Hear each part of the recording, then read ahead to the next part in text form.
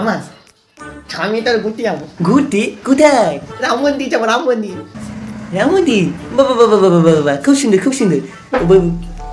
কোথায় ওটা? আরে অযোধ্যা অযোধ্যা অযোধ্যা। আরে কালকে মোদি উদ্বোধন করলো গো।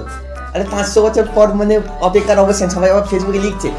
সবাই ফেসবুকে লিখছে বলে মানে তোকেও যেতে হবে না? আরে বাবু না রে, কেউ যাবে না। এই কি বলছো? এতদিন পর খুবই এত বছর পর উদ্বোধন হলো এটা, আর মানুষের তো অপেক্ষা, মানে কি অবশ্যই পুজোতে দেওয়া উচিত। জয় শ্রীরাম।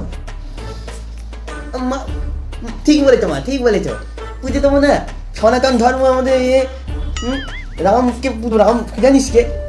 রামকৃষ্ণরই অবতার, বোঝে না। বাড়িতে পুজো করছি, কিছু মানে না। মা যাবো, বাবাকে বলো টাকা দিতে। পয়সা নেই আমার কাছে, তো পয়সা নেই। কোনো টাকা পয়সা দেবো না, কোনো টাকা পয়সা চেক বলেছিস বাবু, পয়সা মশা নেই। যাবে কিভাবে যাবে? মন্দির যাবো, আমি রাম মন্দির দেখবো।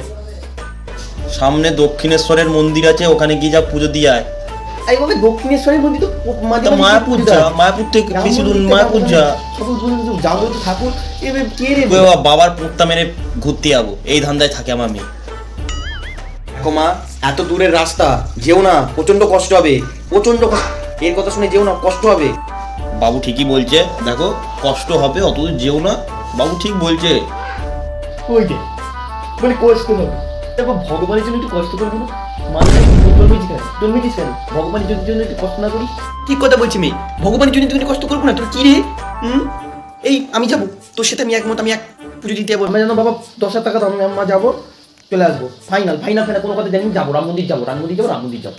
এই যা যা যা যা যা তো সব উঠকো ভাই, ঝামেলা। পয়সা দাও, পয়সা দিয়ে দাও। দেবো, দিয়ে দেবো।